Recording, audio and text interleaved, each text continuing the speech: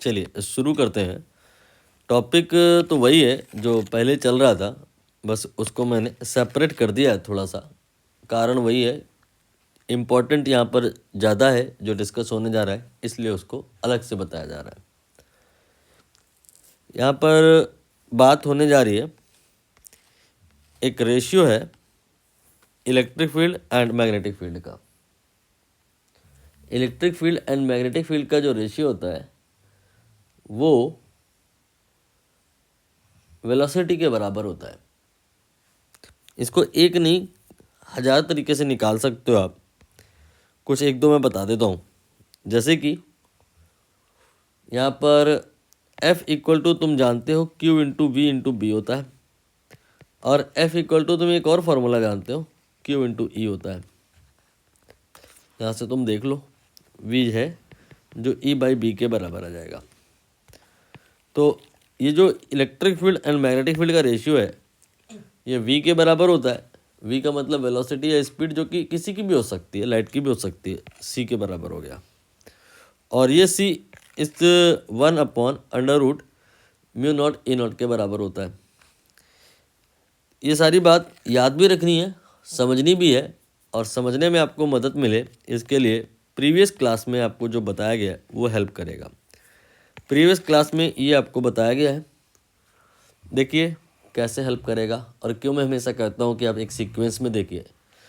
यहाँ पर ये जो लिखा है ना, बस इन दोनों को आप कंटिन्यू करें तो आप पाओगे क्या कि अगर इसको हम डिवाइड में लाएं तो E² बाई B² आ जाएगा। किसके बराबर आ जाएगा? 1/μ0 E0। अगर आप स्क्वायर रूट ले लो तो E बाई बी आ जाएगा 1/√μ0 E0। इसी को C के बराबर लिखा गया है, और यहाँ पर हमने उसी को कहा है। आप याद कर लो, याद करना ज़रूरी नहीं है, समझ आ जाएगा तो बहुत आसानी से हो गया सब कुछ। अब आप क्वेश्चन देखिए, इसमें बैक टू बैक कितने सारे आए हुए हैं। बस इसीलिए मैंने इस कहानी को एक सेपरेट वीडियो का प्लेस दिया है, अलग से बताया। उसके साथ में पहले जो मैं पढ़ा रहा था मिक्स नहीं किया। यहाँ पे पूछ रहे हैं डायमेंशन 1/μ0 E0, बस अंडर रूट ही तो नहीं लगा तो C² के बराबर हो जाएगा, यानी कि वेलोसिटी L/T इसके बराबर नहीं, इसका स्क्वायर। कौन सा ऑप्शन हो गया तुम खुद देख लो, सेकंड ऑप्शन करेक्ट हो गया। इसके बाद में फिर से रिपीटेड क्वेश्चन, बार बार यही आएगा। यहाँ पर μ0 E0 अंडर रूट नहीं लगा है, यही सेम आंसर आएगा L²/T²। पिक्चर क्लोज हो गई। इसके बाद में अगला क्वेश्चन, वही क्वेश्चन, पिक्चर क्लोज हो गई L²/T²। ये हवा में बातें नहीं हो रही हैं, सारे ईयर लिखे हुए हैं, आप चेक कर लो, आप देख लो कौन सा क्वेश्चन कहाँ है। एक्सट्रीमली लेटेस्ट से लेकर के ओल्ड इज गोल्ड 2003 में आया था और तब से अभी तक आ रहा है इस तरह की कहानी, इसलिए मैं इसको अलग वीडियो बनाया। ये इम्पोर्टेंट बहुत है, आगे भी आ सकता है। फिर इसके बाद में ये क्वेश्चन देख लो, यहाँ पे कह रहे हैं कि having same dimension speed and, ये अभी मैंने जो बताया वही ये पूछा गया है, दोनों की डायमेंशन सेम है। यहाँ पे टॉर्क एंड वर्क दोनों के डायमेंशन सेम है। स्ट्रेस एंड यंग मॉडुलस की डायमेंशन सेम है। दरअसल इन्होंने पूछा क्या है क्वेश्चन में, ये नहीं पूछा कि वो पेयर बताओ जो डायमेंशनली इक्वल है, वो बताओ जो डायमेंशनली अनइक्वल है। तो प्लैंक कांस्टेंट के बाद इधर एंगुलर मोमेंटम थोड़े ना लिखा है, ये लिखा है ओनली मोमेंटम। अगर ये एंगुलर मोमेंटम लिखा होता तो इसकी डायमेंशन प्लैंक कांस्टेंट के ही बराबर होती, बट इधर नहीं है। सेकंड ऑप्शन में जिन दो क्वांटिटीज़ के पेयर हैं डायमेंशनली वो इक्वल नहीं है, और हमें यही बताना है कि कौन वो दो लोग हैं जिनका डायमेंशन इक्वल नहीं है।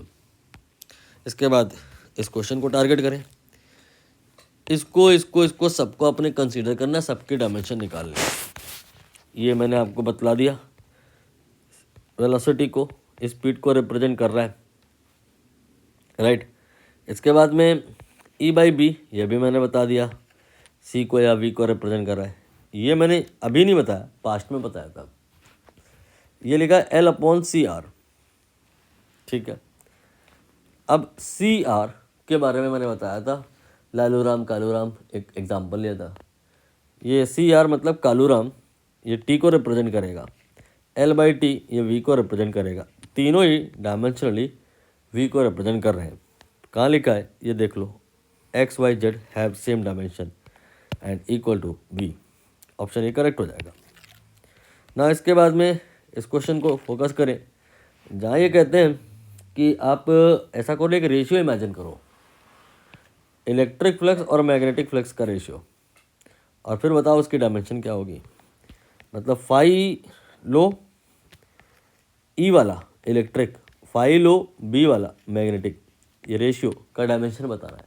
फॉर्मूला इलेक्ट्रिक फ्लक्स के लिए होता है, फाई ई के लिए होता है ई इंटू ए, फाई बी के लिए बी इंटू ए। दोनों को डिवाइड करेंगे तो ए कैंसिल हो जाएगा, ई बाई बी आ जाएगा, जो कि मैंने कहा 1/√μ0 E0 के बराबर होता है, जो कि मैंने कहा v के बराबर होता है LT-1 यू कैन से।